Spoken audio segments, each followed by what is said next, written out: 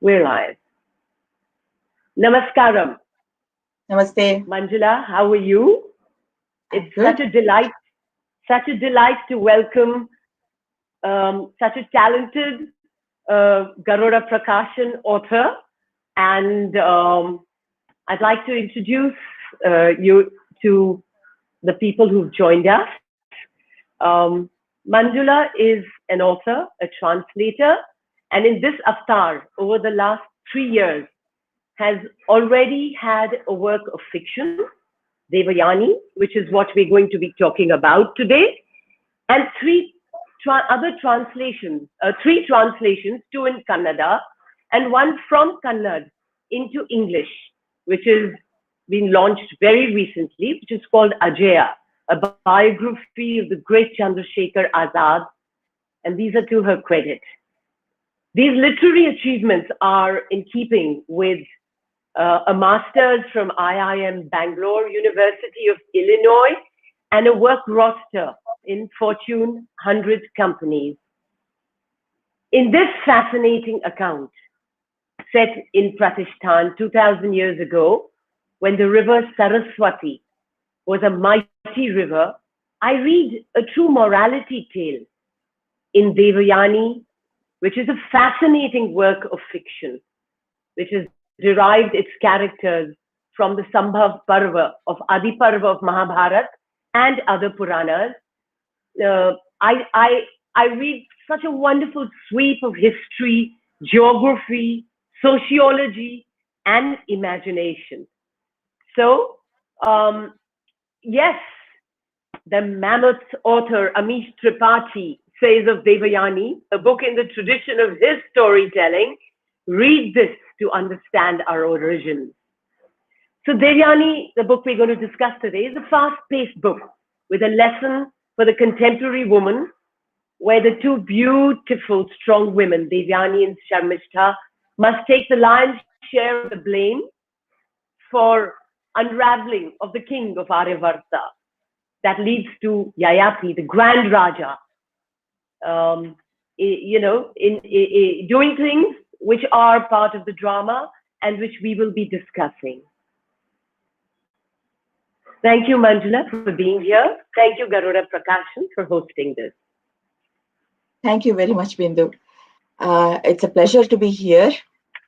And by the way, it is thousands, tens of thousands of years ago, not 2000 years ago. It's a lot lot more ancient than that.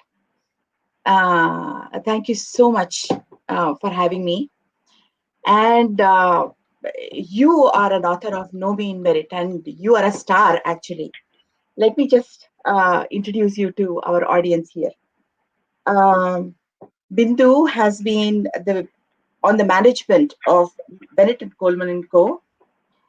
And she's also managed her own family's publishing firm. She's edited several books. Of Beasts and Beauty is her first published work. It is a collection of 13 short stories. In each of these stories, Bindu highlights finding beauty in the ordinariness of life, of finding heroism in the midst of cruelty and weakness that are found in common people, beasts that you see all around you. You will find beauties also, people that fight evil and rise above their circumstances. As Bindu herself says in her preface, acts of violence make beasts of us all, whether you live in a big city, a small town, or a village. And yet there is beauty too, for without that redeeming light, we are emotionally doomed. So the stories are about beauty as well. So in this collection of short stories, there are stories like Muninji, where a young woman working as an accountant in a family firm loses her husband. She has to fight disapproval and opposition with the unlikely help of her father-in-law. There's a story of a recluse who is trying to atone for a crime he has committed in the caves of Rajasthan. Then there is a twist in that story, which I'm not going to tell you about. There's a story of a young woman living in faraway New York dealing with the death of a parent. So all in all, they're all very evocative, very relatable stories. Bindu, it's a privilege to be with you here today. Thank you. Thank you so much, Manjula. Because for a writer to have her stories or her writing delight somebody is the only reward she wants. So thank you. I'm so glad that we have appealed to you. I'm going to ask you a question now about your professional writing and publishing career in brief, because I'm sure listeners are curious about your switch from management to writing. How tough or easy was it? Any advice to others on the path? Actually, to me, it has been very easy because I never even tried to do anything commercially. It was, um, how do you say, a labor of love. I just, went into it. I went into it by complete accident, but then I have always wanted to write. So even when I was, in college, I have been doing translations and, writing in a smaller way. One of my translations got published in Canada when I was still in college. After that, it has been kind of, I went into hiatus and I went into, college studies, work, marriage, kids, the whole slew of things. And then in 2018, I had a family circumstance, so I had to attend to it. And then I had to quit my job at that point. And then at that time, I started translating Ajaya. And after that, I picked up Devyani, which is something I have always wanted to do too. I've always wanted to write about Devyani. Devyani as a character fascinated me. So I wanted to write about Devyani. So even while I was doing Ajaya translation, I was dabbling in Devyani. Once the first draft of Ajaya was done, I started writing Devyani. Then a very strange thing happened. So Pramod Buravali of Mind.net, he kind of serendipitously found me on Twitter, and then he introduced me to Sankrant. And then he asked me, we got to talking about this book, and he introduced me to Sankrant, and then I sent Devyani to him. And Sankrant was very kind. He went through Devyani, he liked it. He offered editorial inputs. So we went back and forth for a while, and then so Devyani appeared. And that is the story. I mean, Wow. it just happened. So, which is something So that you were meant to write. Yes, you were meant to write. I'm glad if it is so. I'm so happy if it is so because that's what I want to do. Yeah. Correct. So how did it happen in your case? Like, how did you enter this journey, so to speak? So I've had a lifelong affair with words. There's Oh, no wow. doubt of that. I've read dictionaries to understand etymologies and connections ever since I was very young. I've used wordplay as entertainment and basically treated words with far more love and respect than, say, pictures or sound or maybe people. I don't know. Anyways, so when I closed shop at the publishing firm I ran, at some point the desire to create overcame me and the desire to be in print, to have my name on the spine of a book or two, nestling next to those writers whose works had helped shape my thinking, my view of the world, my humor, my happiness. I think it was the intensity of that thought that collided with Garuda Prakashan, who were Yeah. looking for fiction writers. They are the new boy on the block, very successful boy, but new boy on the block. And of Beast and Beauty, my collection of 13 stories took concrete shape. Mhm. So that's really what's happened. I thought about it and it worked. Um, you mentioned Devyani, as something which you've been wanting to write for a very, very long time.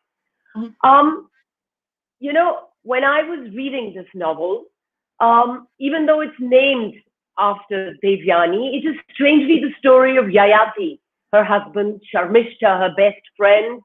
Um, this is because Devyani, who I know is your special pet, is um, perhaps a selfish, self-absorbed, obstinate person who's trapped her life between the brackets of her husband and best friend. She Mhm. compromises her individuality, her intelligence at the seat of vindictiveness and arrogance.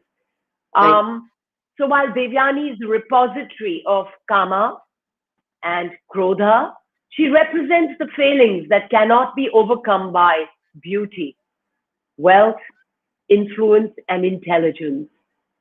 How much of the story of Devyani is fiction, Manjula? Well, actually, like most of it all depends on how you look at it. It's like if you think of Mahabharata as a myth, for example, then the story is fiction. If it's based off of Mahabharata completely, I mean, and it's fairly faithful to the original tale. But if you think of Mahabharata as history, itihasa, then it must have been true. I mean, it must have happened in some shape or form. Maybe not 100%, maybe 80%, maybe for in whatever thing. The rest of it is there for interpretation. There is a huge kernel of truth in it. Must have happened, at least in my mind, since I see Mahabharata as itihasa. The story is true. So it all depends on my reader. If they think of Mahabharata as myth, then it is a fictional story. The novel is fairly faithful to the original story. It is true to Mahabharata. It is true to the Puranas. Basically, though, uh, some of the Puranas have their own version of it. It closely approximates the Mahabharata, of course, but there is a version of it. So it all depends. So when when I have gone through Puranas, I have adopted that version which I want to tell. For example, in many versions, Shukra's wife, Urjaswati, she's actually Devyani's mother. In my version, uh, Jayanti is the mother. And that is true to one of the versions. So it all depends. I have taken that version which is more conducive to my storytelling. But yes, it is faithful to the original sources. So yes, uh, it is a retelling of the original Mahabharata. It is interpretative, but it is true to the original sources. Right, right, right, right. Yeah. That's fascinating. So, how much of your stories is fiction? Like, are they real? Are they? How much of it is observation? How much of it is imagination? How much of it is taken from total reality? How much of it is true? How much of it is fiction?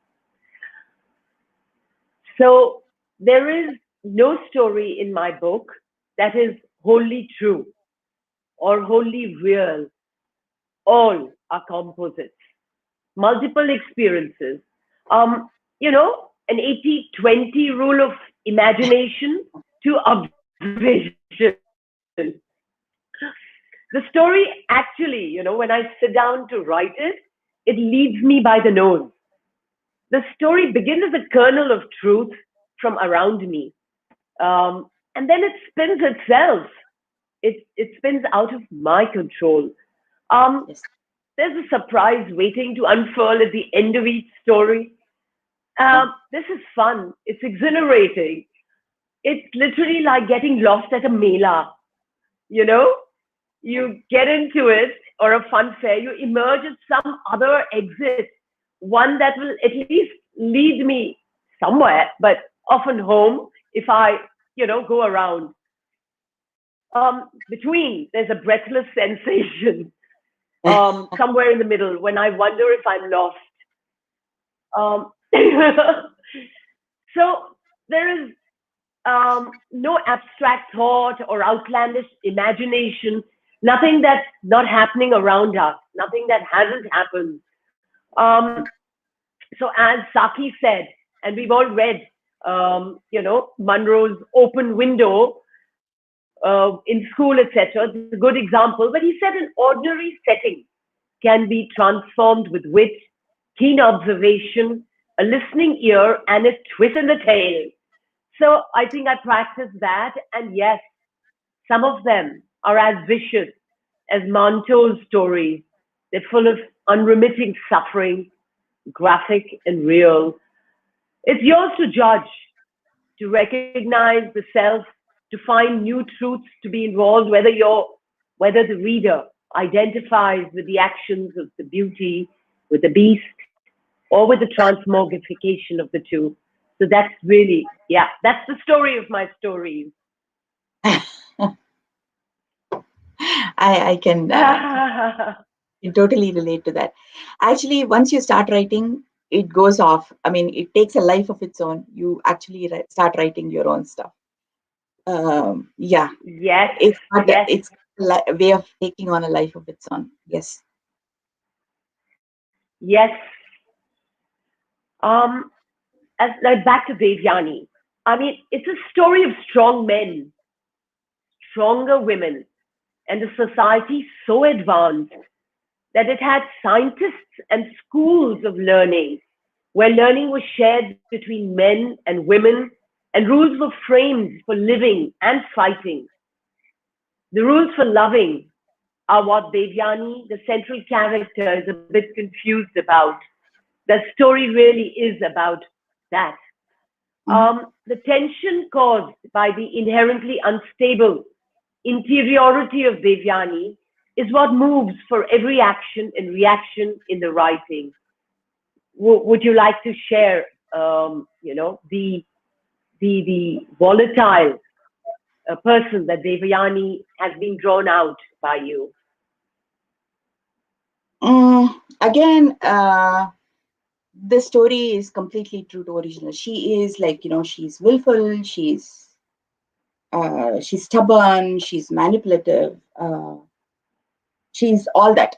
And some people have always asked me, I mean, my readers, some of my readers have actually asked me, why would you want to talk about a brat? Why would you want to tell a story of somebody who's so willful, stubborn, she's entitled? Why would you even want to write about her? But then there is also this core of loyalty, and I don't believe she's incapable of love. So all my characters are flawed. I mean, Devyani is flawed, Sharmishta is flawed, definitely Yayati is flawed. All of them are flawed characters. But like in your own works, for example, there is that beauty that emerges amongst all these beasts or whatever. So at the end of the day, it is too easy to talk about some very, very centered, very wise person. But I feel the beauty, the challenge is to draw out the struggle of a person, who is flawed and who is going through life. And whether or not she emerges victorious, the struggle itself is a thing of beauty. So that is something that I have wanted to write about. So that's basically it. And yes, the college atmosphere and all those things that are so in Mahabharata, they actually talk about the ashram and Shukra's ashram. So where he's preceptor, the acharya and guru. There are all kinds of teachers in our system. So there is a first level adhyapak, who teaches about basic concepts, and then there is a acharya who tries to interpret those things and then synthesizes into some kind of a truth. There is like he's a master of the field, And then there is Guru, who takes you toward evolution. He takes you towards Brahman. So there have been all kinds of universities. I mean, they are no less than the modern university. The way I look at it is that we don't want to lose the concept in translation. So all these things have been told in Sanskrit, told in a time that is thousands and thousands of years ago. So the complexity of life is perhaps lost because we are looking at it across time, and somehow there's a stick figure, thing to it. So it might be lost in translation. So it is our job to actually flesh it out and say it like it is. Perhaps our truth. We can actually portray our truth, but that cannot be far from the reality in some sense, because the basic reality is already there in Mahabharata. It's already there in the Puranas. What we are doing is interpreting it and then presenting it. Yeah, that's the way I look at Yes, Mahabharata. yes. That's the way you look at Devyani, taken from the That's, Mahabharata. Yes, that's the way I look at these characters. So, wonderful. what do you think of, what is emphasized in your work? Um, Basically, you talk about the ordinariness of life. So you have this thing about I love the way you open your preface. The ordinary is seen as boring, routine, and to be borne rather than celebrated. I have grown up with this notion, which I declare as false, hypnotic, and classist. Ordinary is actually more prevalent, more real, and more precious than extraordinary. Ordinary is high maintenance. It sustains only if every moment you can stay aware, focused, and full of joy. Actually, I agree with your conclusion. I mean, you really have to work at ordinariness. Uh, you have to work at being boring. You're doing everyday things. It's some kind of a sadhana in some sense. There is discipline, there is bench pressing that's going on. So, what started you on your study of ordinariness, if you will? What's your notion of beauty? It's a good question. Um, so the study of ordinariness, if I look at my own life and of others, I find there's more grief. Um, there is some sort of, you know, there's more grief from wanting to be extraordinary, or at least more grief from wanting to be extraordinary came to me than not. I realized that if I did not do the right things in my life, frustration, illness, accidents, misjudgment is what happened more frequently. So Mhm. the goal cannot come ahead of the effort, the cart in front of the horse. I cannot fly before I walk. So honestly, while writing these stories, I found that that's what emerged at every stage. And people wanted happiness, they wanted joy, they wanted excitement, and very often they fell into strange behavior, deviant behavior. They either took drugs or they preyed on vulnerable people. This is all coming from that same space where you decided that you want something but you're not ready to do the inner work required Mhm. to get that or to get the satisfaction. Um, so for in my case, I wrote a book first and then the short stories. It's the reverse order. And so my novel will publish later, but I had to go through the hard work of writing the short stories, and the learning curve had to emerge. Um, I don't know if that answers your question, but as for beauty, what gets done is beautiful, which means that accomplishment, whether of a high or low nature. That is beauty. It's beautiful. It is ordinary, and we just need to recognize it and take comfort from it, which doesn't mean you don't strive, but you take comfort, you recognize it. Bestiality, on the other hand, and because beauty is more subtle, bestiality is gross. It's easier as it erases nuances in behavior. The result of anger, jealousy, greed, all bad. I don't know if I'm allowed to use the word bad, but well, yeah, all bad. To be kept away from, to be avoided, as it draws you into the maw of the beast, a certain kind of behavior. And the beast eviscerates, and beauty makes us whole. Isn't that what we want for us? Totally. So as we struggle between the devil within and the devil without, so that we don't become the thing we hate, so the beauty of our childlike nature sinks in deep and protects us and keeps the beast at bay. So the stories, you asked, why is ordinary precious? For these very reasons that I've listed above. And because we cannot live in the high plains or seek constant excitement, validation, attention, accomplishment without in some way distorting our life. That's what I've learned. Our joys must echo inside us, be answered by satisfaction from us. Our barometers must be internal. Well, so I wrote essentially to make sense of a world around me that seems to have gone mad. I needed to draw on this. Totally.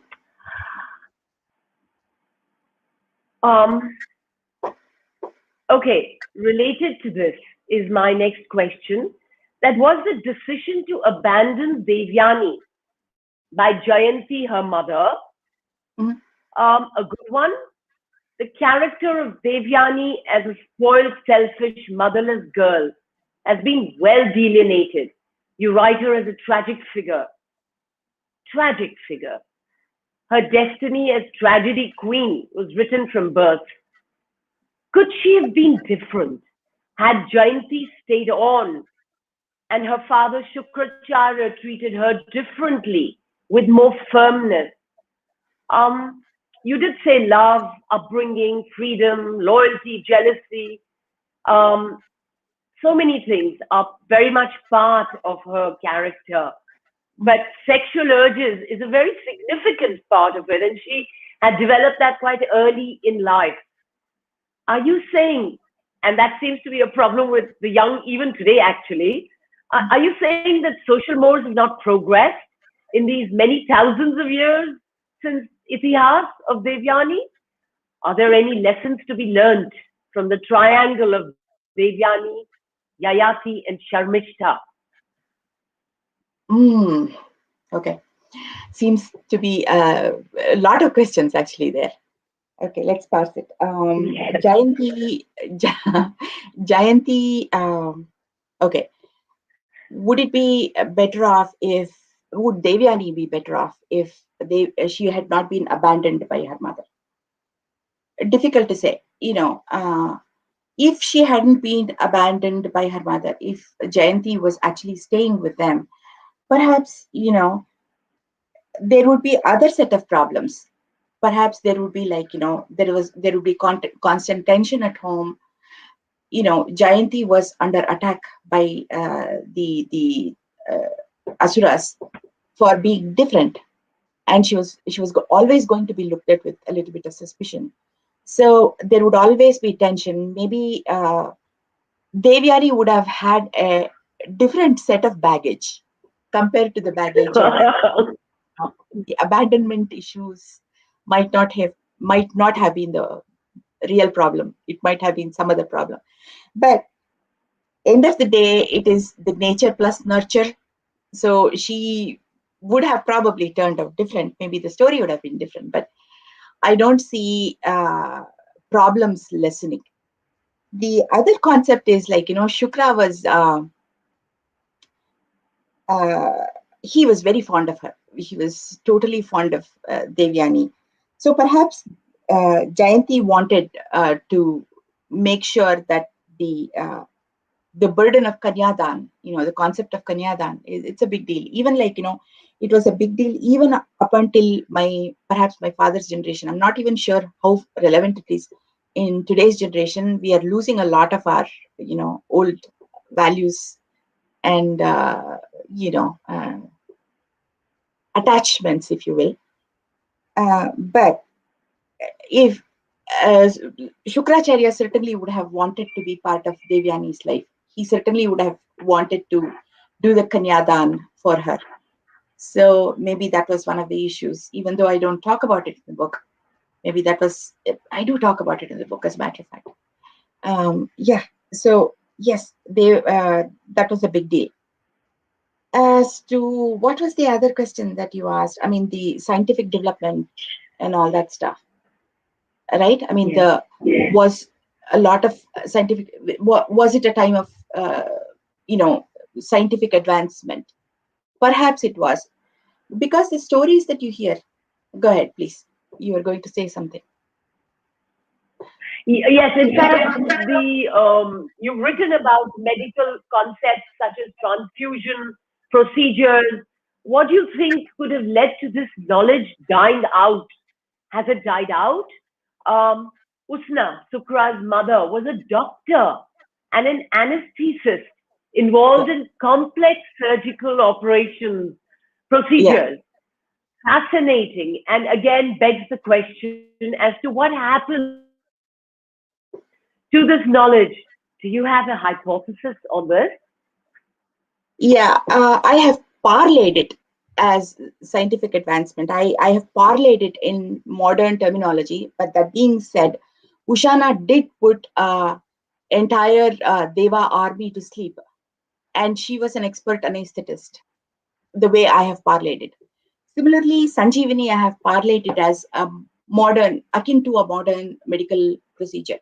Because, I read this article sometime, a couple of years back in Scientific American about resurrection. What they do is inject stem cells into the brain, inject stem cells into the spinal cord to resurrect, quote unquote, resurrect a person.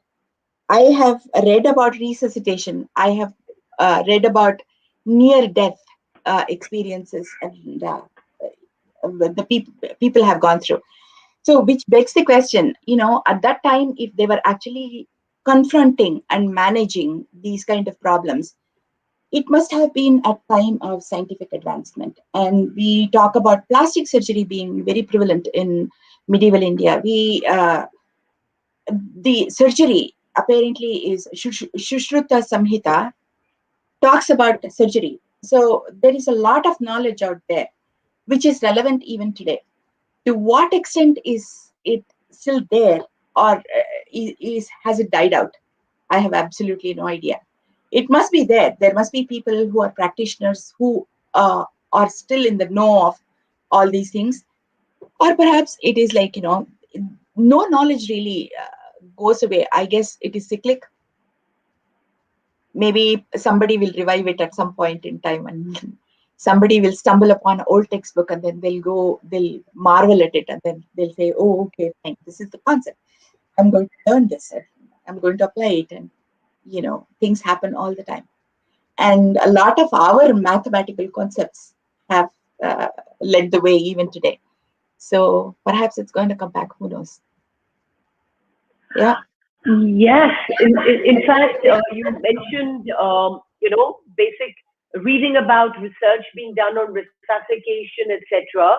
The I read about not one book, but an entire, thousands of manuscripts that have been found in different parts of the country, in Tibet, which is where they've done a whole lot of research, or they have the knowledge of Tantra, of using medicine to, for as a machine to work on people in good ways and bad. They've got all those the rishis, the monks can't have been sitting there scribbling nonsense. It would have Yeah, been based on concrete um, ideas which they were researching. So I think there's a, yes, 100%. There is just a whole lot of stuff that we can be very proud of. Yes. totally.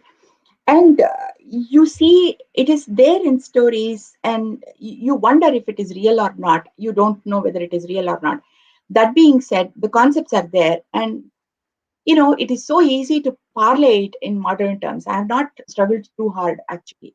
So literally, it is like transfusions. I even read about. There was an article in, I think, I don't know. It was not Time. I think it was Week. There was a article about. There's this company which harvests the blood of young people, and then it gives transfusions to older people to retard their aging process.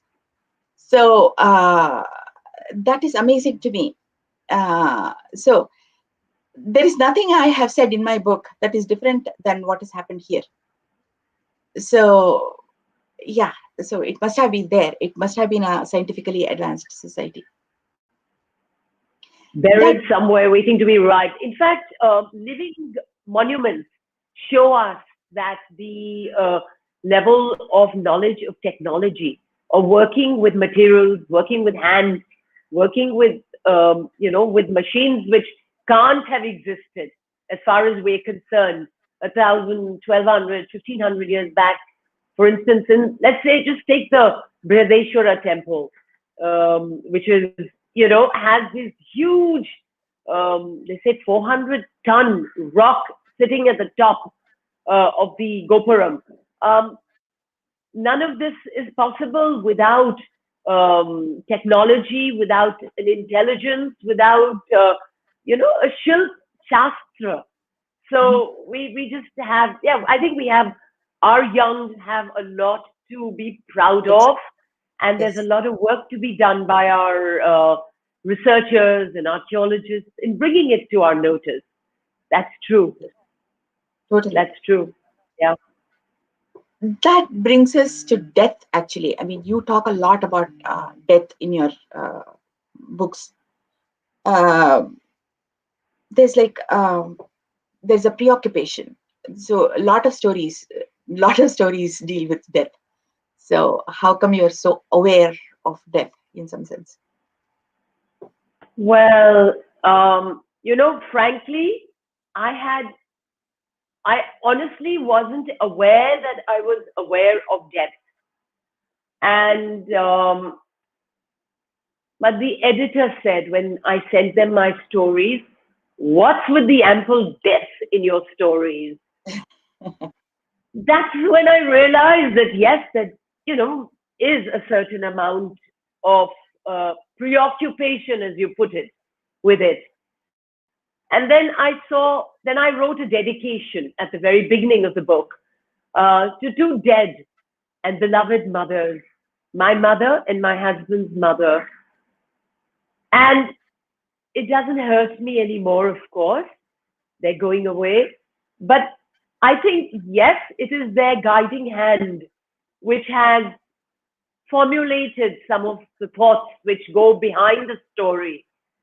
Um, now that I think about it, I realize that death is the ultimate marker of a life well lived, um, more significant than our birth, because we're gloriously unaware when we come into this world. But while we're alive, it's our duty to do well by ourselves. That's important so that we can die well. In my stories, of course, people choose to die. I don't kill them. They just seem to make the exit often because of foul behavior, and maybe to serve natural justice, or to bring about radical changes in the social structure, because violence also renews. And yes, perpetrators and the victims have to start afresh. But of course, now I've learned not to shy away from death. It's across the river, the other bank of our life, and let us live by the motto that we must die well, which means live well. May I read to you a page from my story, The River of Honey? Okay.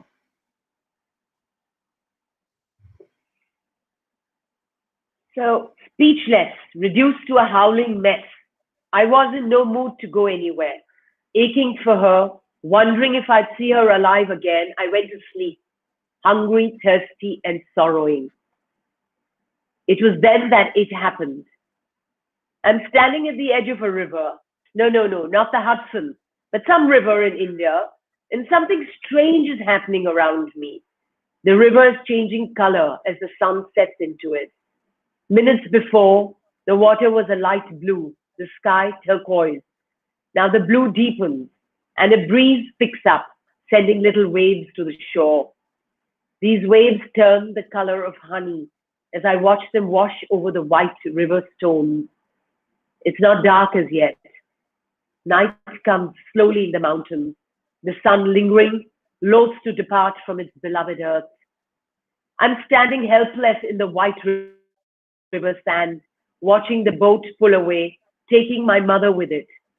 She stands in the boat without any discernible expression on her beloved face, with its proud chin, imposing profile beneath scraggy hair, tied in a top knot. She's a tiny, emaciated figure, dressed in a blue and red ikat gown, gazing into the distance, not looking at the shore where I stand shivering, already gone from my world. A white stone cottage is behind me, and the river with no name flows beneath my feet, its waters clear and cold. I call out one last time to her, but she does not hear. There's an oarsman besides her wearing a dark dhoti around his waist, pulling the giant oars through the golden waters, and he too does not hear. She grows smaller and smaller, much like a hero in a cinema reel, going off into the sunset, leaving a weeping audience desperate with grief. A whisper of a breeze starts, and now my teeth begin to chatter. I look around, uncertain of where I am. I'm high up in the mountains, the deodar trees tell me. The distant towers of snow beckon, glinting darkly in a late evening sky. I'm in the Himalayas? What on earth am I doing here? I'm alone, empty. I feel hollowed from within. I wish I could turn the clock back and ask her, where are you, Mama? Where are you going, Mama? What are we doing here? Where is Dad, by the way? A mere hour before she went, we'd sat together in the cool, dark interiors of the white cottage. Wow. That's almost poetic. Thank you. Yeah, that's nice. Um, that's actually very beautiful. Actually, that was one of the stories I enjoyed a lot. So clearly, creative writing. It there is Yes. no strictures. There is no boundaries in creative writing. Uh-huh. So how do you crystallize your theme? What's your technique? Right. Yeah. That's very interesting because, to have an idea is actually different from writing about it because you have to sustain interest in it.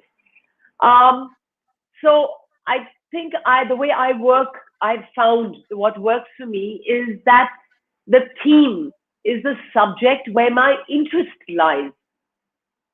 I follow my interest, or I let my fancy be caught, and then something bugs me enough.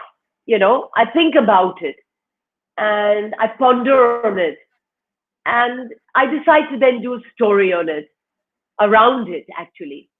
For instance, sculpture. So actually, you know, um, I tease at the subject. I don't sit down and write a structured, plan. I tease at the subject. I mentally go over the nature of my interest. In this case, in the case of sculpture, It was a clear deterioration of sculpting standards in my country. And then the story swims up, as I said earlier. I have nothing to do with it from the undergrowth of my subconscious. I normally write the story flat out, literally. After this thinking, this pondering, I just write it out. And then, of course, hone it later over a period of time and tease it back into shape. Mhm. So as you said, the creative, the muse, that's how it actually comes to me. Hmm. And yeah, I hope that answers your question. Yeah, yeah, I Um, guess. Oh, I had a question. Yeah, yeah. sorry, please go ahead. Please go ahead. No, I was just going to say creative process is very difficult to define. I mean, it must flow naturally. So, yeah. Yeah. Yeah, go ahead, please. Literally, you've got to free that bird that you have kept in a cage, and maybe it'll home somewhere. And yeah, to an extent. Okay. So, the story of Devyani um, is vast. It has you've created an entire world that we today can relate to. There are water wars in it, such as the ones that we seem to be part of with, let's say, China. Um, is the battles between the devas and the asuras? Do you think there's a reflection of that, of the current times in it? Totally. I'm sure there are asuras even today. Like, we have, yeah, I do see asuras around us.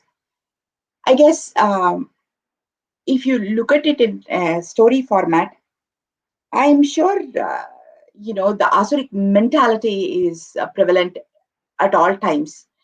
But I don't want to quite call it Asuric mentality, really. I mean, um, the way I look at it is Devas and Asuras were clans, of sorts. So they actually intermingled perhaps at some point in time. And then the Asuras became Devas, and they must have, like, with migrations and stuff, people must have merged into different kinds of clans and then formed their own clans, and empires must have risen and empires must have fallen.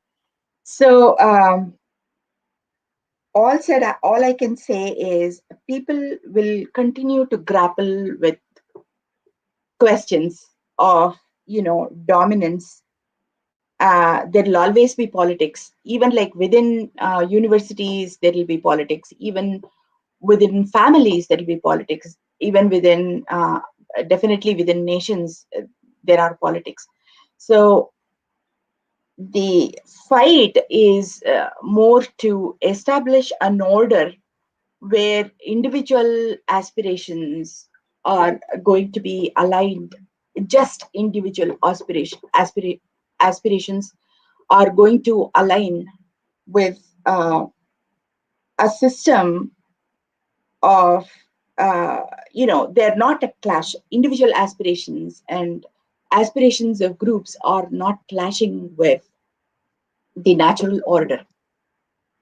you know that, I believe, is the ultimate, the objective of mankind. But given that the aspirations are always at strife, they're always in conflict with other groups, all these things, the clash between the asuras and devas will go on forever, or at least perfect order is established in the world, which probably is there for a nonce and then disappear again, and then obviously it is completely cyclic, and then everything goes and comes back. So yeah, to answer that question, yes, there are asuric tendencies, there are daivic tendencies, if you want to call it that way, or asura clans and deva clans, and the strife between asuras and devas, it exists today. Yes, that is what I believe.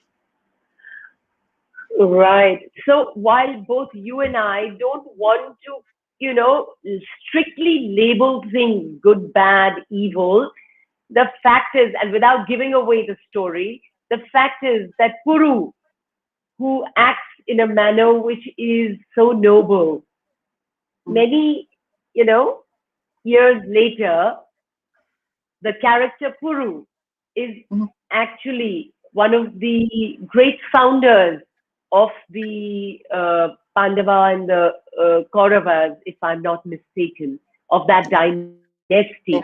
He is akin to Bharat, if I'm not mistaken. Would you share some information on that? Well, okay. The extent of my story, I mean, the purpose of my story is what must have led to a conflict. For example, Puru became the favorite of Yayati, the favorite son of Yayati, and then he inherited Aryavarta, and then he was uh, the guy who started the grandest dynasty that was going to last for thousands and thousands of years afterwards. And the other children of Yayati were disinherited. They went off in all directions. They went the Anu and Drihyu. They went north and northwest, and Yadus went to southwest. So what I'm saying is there was a conflict between the sons, and then eventually there was a war called Dashragya, and that was probably like the seed of that conflict was probably sown when there was this conflict between Sharmishta and Devyani. That is a fundamental premise of my story, actually. So there is no story without a conflict.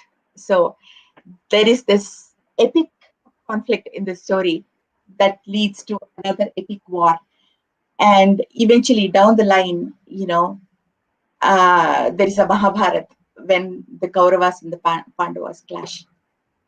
And the learning, I guess, is that no human action really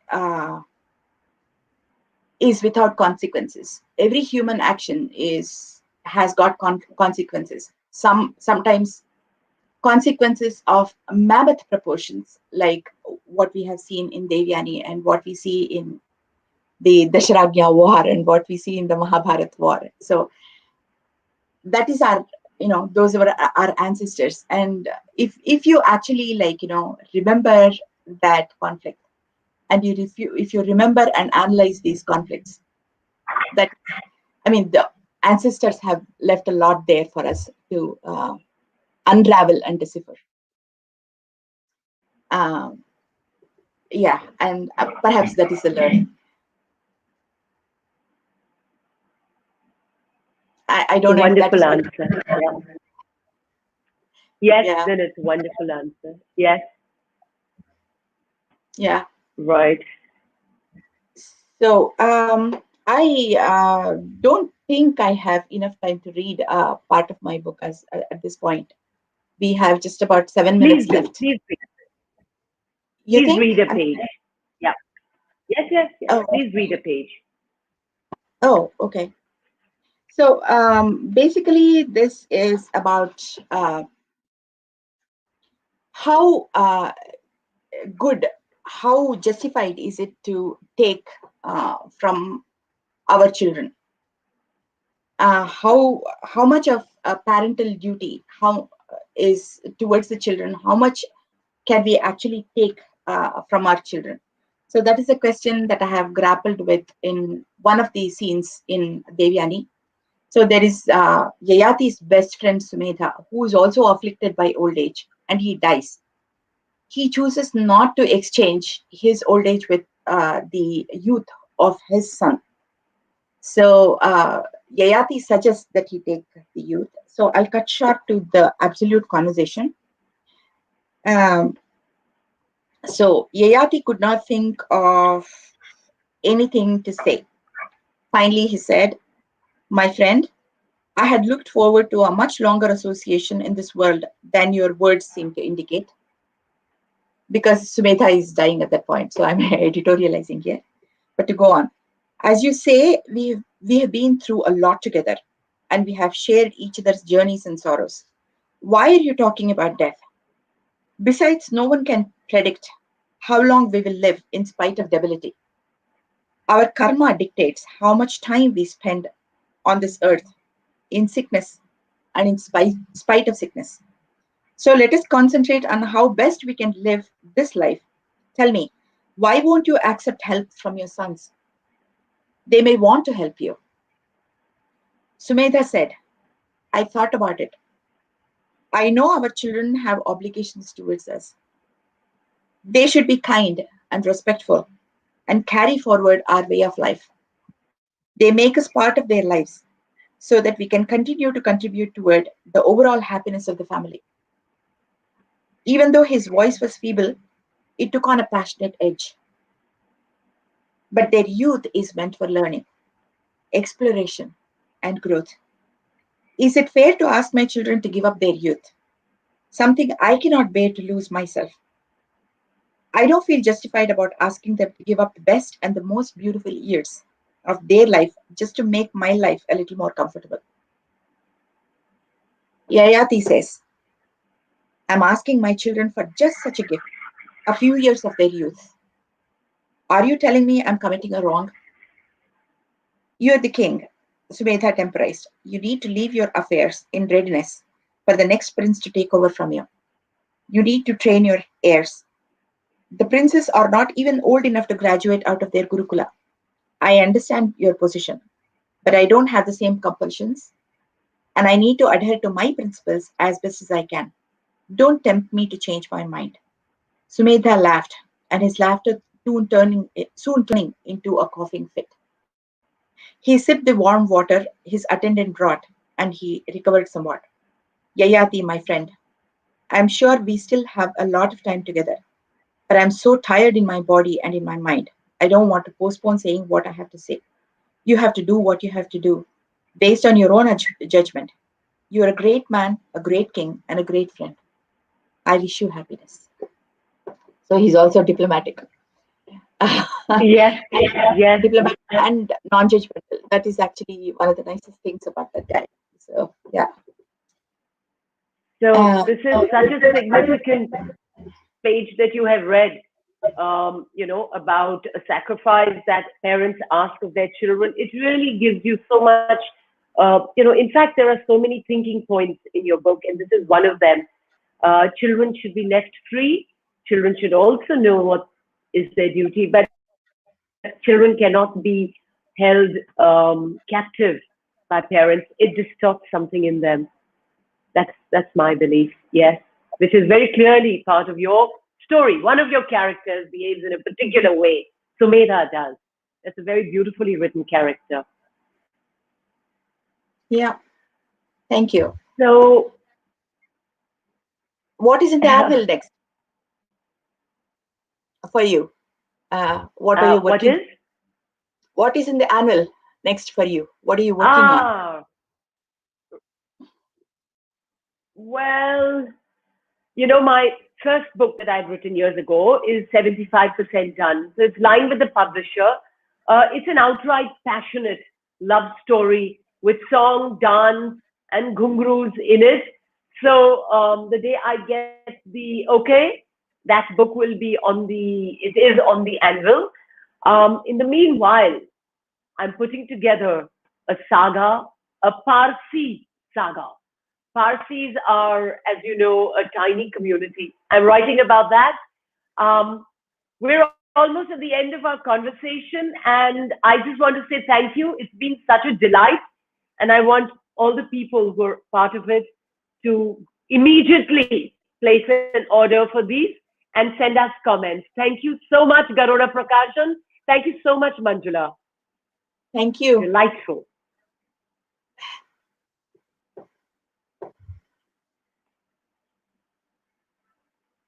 I must add my thanks And we to hope you. to read more of you very soon. Thank you very much. Thank you.